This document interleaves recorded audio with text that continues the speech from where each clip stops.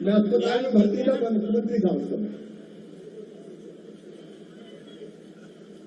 और एक बात मन को कचोटती थी, और वो ये थी कि सरकारी स्कूल भी क्यों अच्छे नहीं होने चाहिए।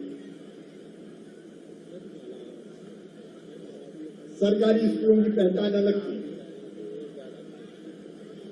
अस्पताल में ही मेरे मन में यह भाव आया कि सिद्धराज,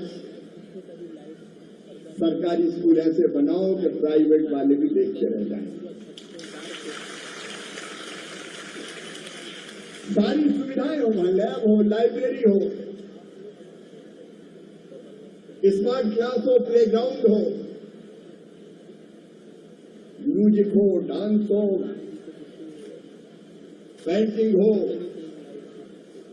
खेल हो, बच्चों की प्रतिभा को निखरने का पूरा अवसर मिले। और बाद में अस्पताल से निकलने के बाद ही मैंने संकल्प किया कि मध्य प्रदेश में सीएम राइट स्कूल बनाए जाएंगे। राज साहब शिक्षा मंत्री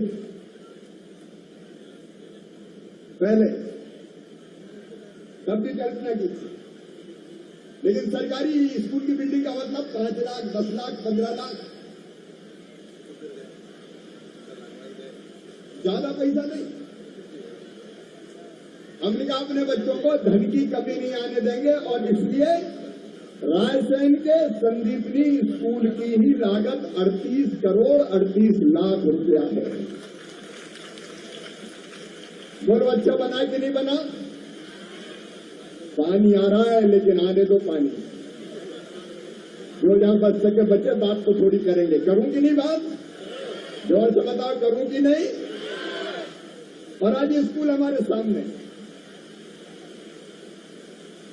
एक ही संकल्प मन में था, वन नेशन वन एजुकेशन, एक समान शिक्षा सब बच्चों को मिलनी चाहिए, चाहे वो सरकारी स्कूल के बच्चे चाहिए। और वो स्कूल आज सामने। लेकिन मेरे बेटा बेटी, आज मैं कुछ और बात करने भी आया हूं।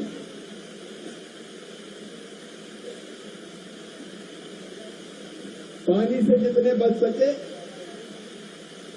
उतनी कोशिश हो जाए, लेकिन मामा को ये भी कहते हैं आंधी नहीं तूफान है।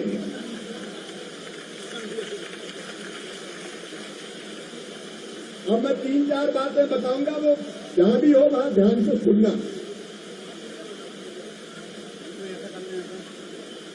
जो तुम्हारे लिए मैंने सोची है, एक मेरे बेटा बेटी जो तुम में से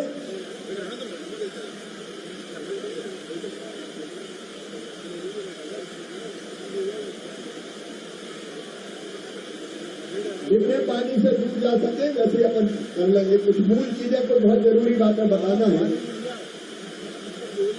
वो तुमको बताऊंगा। बोलिए भारत माता की। एक तो हर एक बच्चे में अच्छी बुद्धि होती है, बेटा हो या बेटी हो, कमजोर कोई नहीं है। और जब तुममें से कोई ये मत सोचना कि मैं क्या करूं, मुझे तो बुद्धि की कमी है। भगवान ने कोई में बुद्धि की कमी नहीं दी, केवल ढंग से पढ़ने की जरूरत है। तुममें से हर एक बच्चा चमत्कार कर सकता है, दुनिया में भारत में बड़े से बड़े पद पर पहुंच सकता है। और इसलिए बच्चों को प्रोत्साहित करने के लिए मैंने अपने पिताजी और माताजी के नाम पर यह फैसला किया कि जो बच्चे 10वीं में और 12वीं में अच्छे नंबर लेके आएंगे, मामा उनको हर साल लैपटॉप दिलवाएगा, ताकि पढ़ाई में उनको कोई दिक्कत न हो। जिन बच्चों को लैपटॉप मिलेगा उनको तो मिलेगा ही, लेकिन आगे बाकी बच्चों से मेरा कहना है कि तुम भी पढ़ना और लैपटॉप लेना। बोलो लोगे लैपटॉप?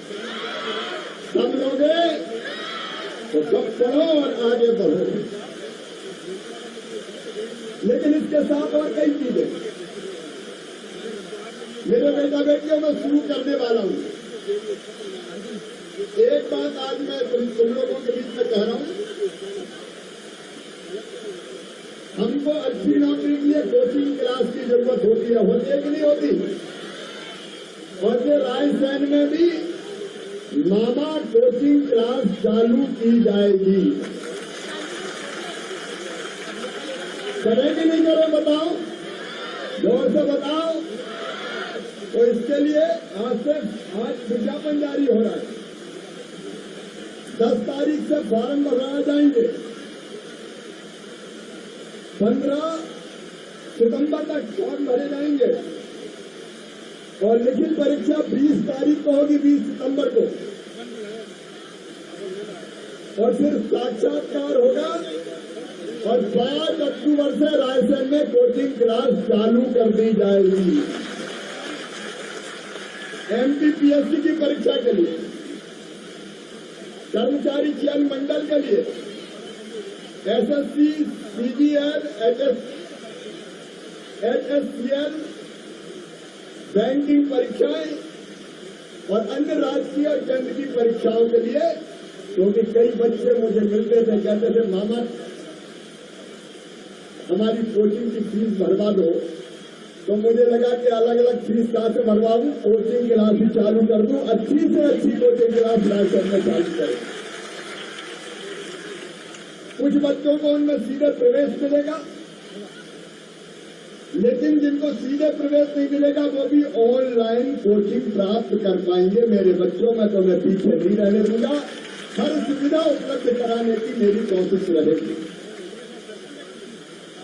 लेकिन इसके साथ साथ एक बात और हम करेंगे, और वो ये कि खेल में भी अपने बच्चे आगे रहे। खेलना भी चाहिए कि नहीं? खेलना चाहिए कि नहीं?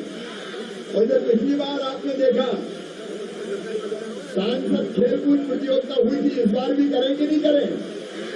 जोर से बताओ। तो इस बार भी की जाएगी ताकि खेल कूद में भी हमारे बच्चे पीछे ना रहे। बोलो भारत माता की। लेकिन इसके साथ साथ एक काम और करेंगे, कैरियर काउंसलिंग के लिए बच्चों को थोड़े सहयोग की जरूरत होती है कि पढ़ के हम क्या करें।